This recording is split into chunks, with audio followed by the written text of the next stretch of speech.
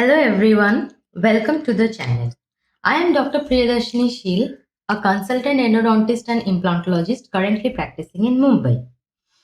Today I am here to introduce my channel to all of you.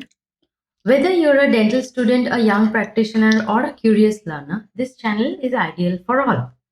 Here, our focus would be to turn complex theory into easy to understandable facts, and it is always easy to remember and in turn to apply to our clinical practice. Here in this channel, we will be discussing greatly about endodontics, general dentistry, implantology, and much more. So here we will be sharing honest clinical tips and deeper understanding of each topics so that every topic is not only understood and marked up by heart in a theoretical manner, but also how it can be applied clinically. So if you are ready to grow as a dentist, hit the subscriber button, turn on the notification, and join me on this journey to be smarter, more confident, and uh, an excellent clinical practitioner. Welcome to a new kind of dental learning. Let's make dentistry simple, scientific, and satisfying together. Concepts, cases, and clarity. So, now we will discuss why endodontics is considered to be the heart of dentistry. Endodontics is not only about saving a tooth, but it is also about restoring the form, function, and the confidence of the patient. So, years back, when we did not have the knowledge of saving a tooth, in such scenario, when a tooth was badly decayed, or it was painful, or it was abscessed, the simplest and the only answer to that situation was an extraction. But in today's world, where we have all the technology and the knowledge of how to perform a root canal treatment successfully, today we can restore such decayed, painful, and abscessed tooth also back to restoration to its normal functioning. Coming to what is endodontics. Endodontics, by definition, is a branch of dentistry that is concerned with diagnosis, prevention, and treatment of diseases and injuries affecting the dental pulp, periapical tissues, and the surrounding areas. Root canal treatment is only one of the most well-known procedure, but endodontics in general encompasses much more than that.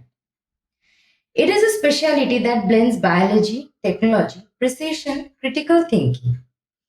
Every case is different, every canal is unique, and every decision matters. So, as clinicians, we have to understand that there is no general thumb or rule that has to be followed when treating a tooth.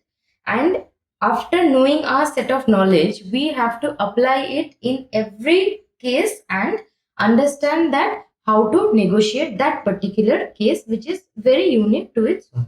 Coming on to the next topic, why endodontics is so important in dentistry. The first point is tooth preservation. No prosthetic, no implant, no matter how advanced, can fully replace a natural tooth. Endodontics gives us the power to retain what nature had given us. Next, cost effective care. A well done root canal treatment can prevent the need for expensive rehabilitation in the further years to come. Infection control. Left untreated, pulp infections can become systematic. Endodontics is not just about teeth, it is also about the overall health, where the surrounding tissues, facial structure, and all other adjacent tissues are saved from a spreading infection, and it is controlled, taken care, and sealed well. Last but not the least, the process of diagnosis and decision making. As endodontists, we know till what extent a root canal treatment can be effective, which tooth can be saved to a fully functional rehabilitation. So, from an endodontist point of view, the kind of diagnosis and the kind of decision making in any particular case in the uh, uh, stage of diagnosis itself is much more enhanced as compared to any other field of dentistry. Now, this particular diagram of the tooth anatomy, we have to understand each and every layer of the tooth, which will further down the line help us understand the entire endodontic treatment and what are the role of each of the steps and procedure, and how we can on a daily basis with practice become better in handling each layer of these tissues more carefully and precisely. So, the main bulk body of the tooth is made up of this structure, which is the dentine. This entire bulk is the dentine. It is color marked. The dentine portion, which is above the gingiva, is called the crown, and the portion which is below the gingiva is called the root. So, the layer which is covering the dentine on top is the hardest natural occurring substance in the human body, and it is called the enamel, color marked with the blue. The one color marked with orange is the dentine inside the enamel. The one color marked with red is the pulp. Here all the nerves and the blood vessels are present.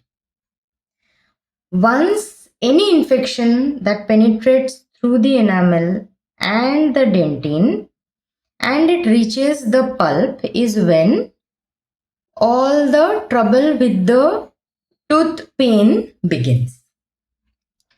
This pink color marked is the gingiva.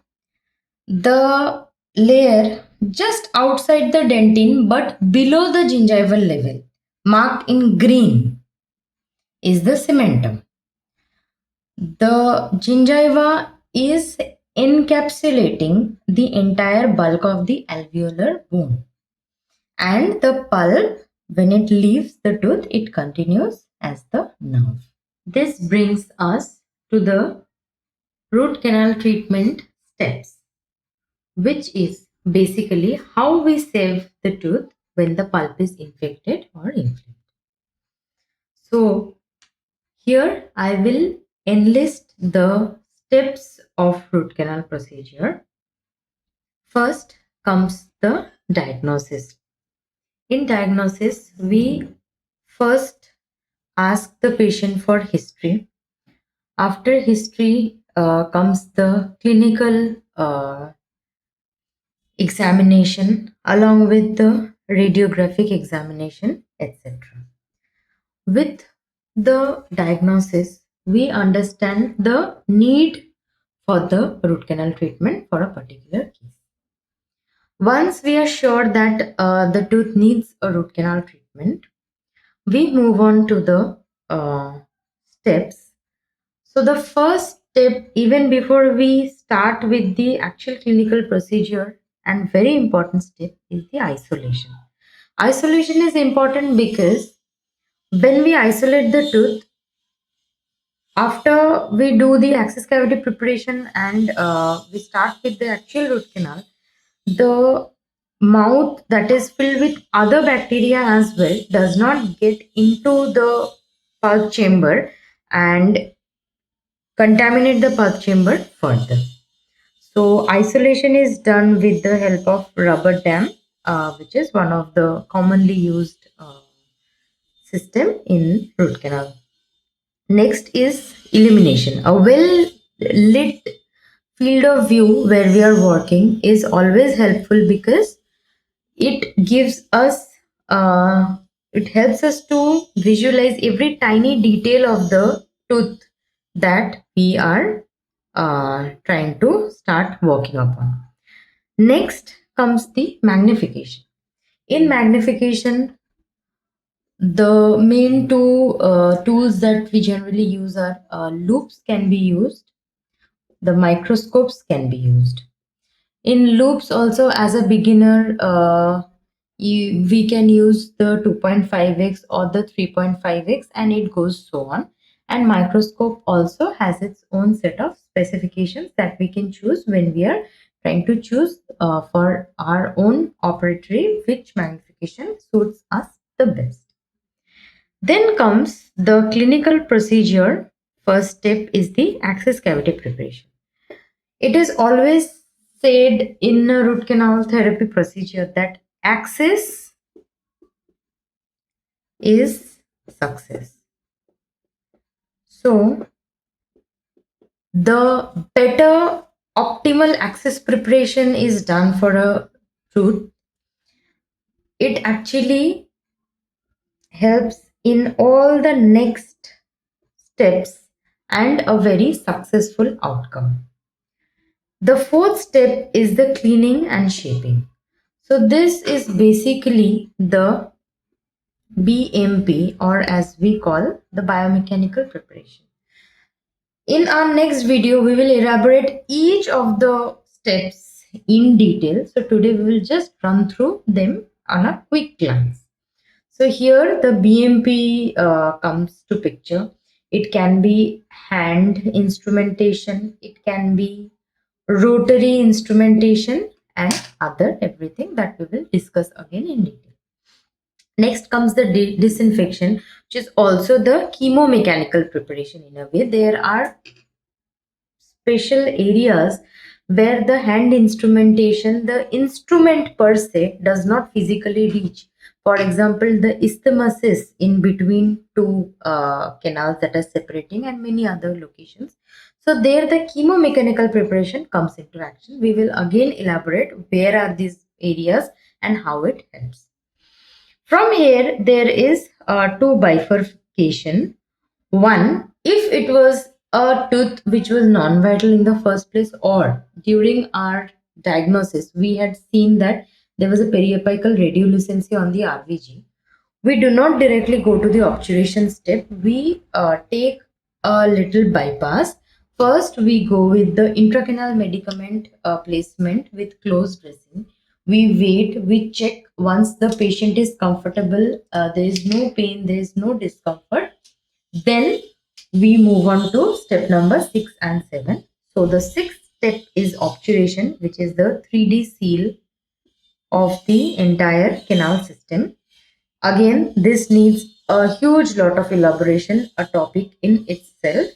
And last but not the least is the post endodontic restoration, which is also utmost important, because until unless we get a very good post endodontic restoration and a good seal, we do not ensure a very longevity of this well planned and well executed root canal treatment. So that's about it. Is all for today.